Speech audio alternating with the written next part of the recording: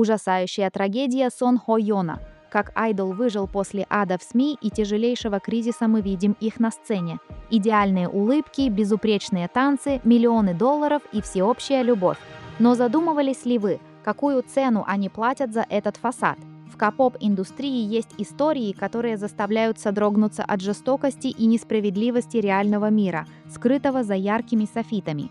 Одной из самых морально тяжелых драм в истории корейского шоу-бизнеса стала судьба человека, которого вся страна знала и любила под именем «Ангельская улыбка нации». Сон Хо Йон – легендарный участник мегапопулярной группы G.O.D., икона первого поколения айдолов, мужчина, чье лицо долгие годы ассоциировалось с абсолютным счастьем, теплом и успехом.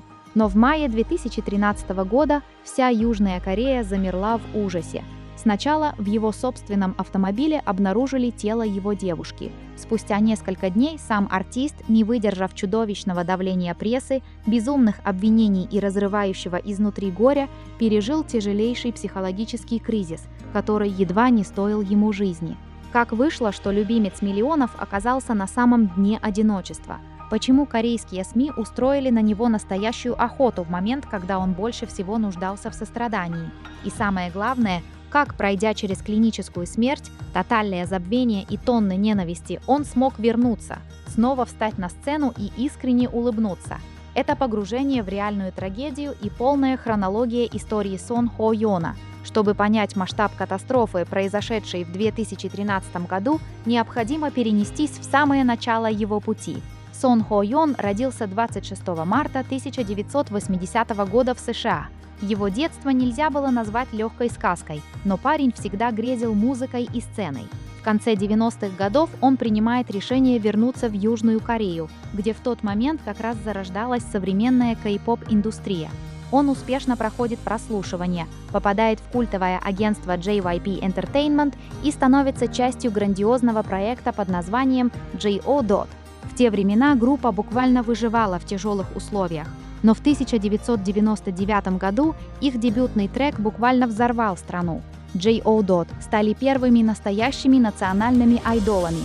Главным лицом этого успеха был именно Хо Йон с его знаменитой теплой и открытой улыбкой.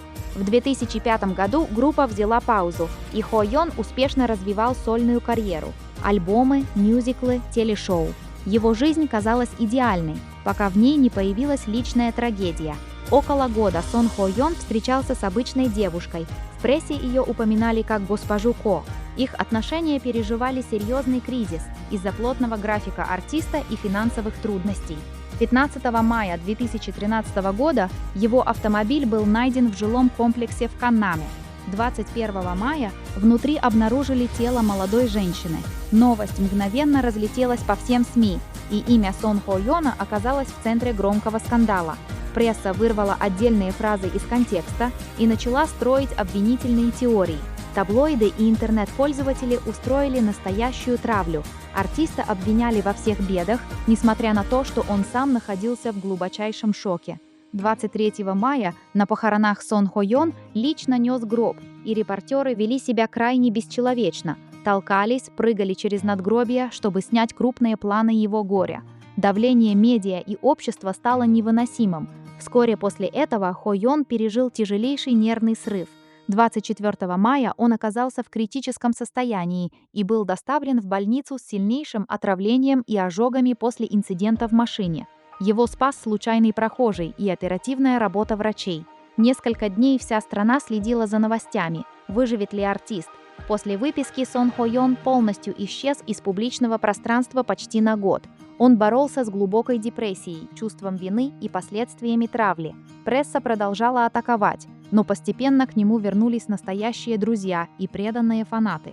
В 2014 году он сделал первый шаг к выздоровлению, принял участие в реалити-шоу Share House, где знаменитости открыто говорили о душевных ранах. В том же году группа G.O.D. объявила о воссоединении. Участники коллектива окружили Хо Йона поддержкой и заботой.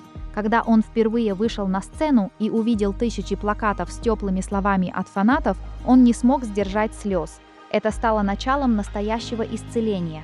Сегодня Сон Хо Йон продолжает выступать под именем S.Hwai, играет в театре, выпускает музыку и дарит зрителям свою теплую улыбку.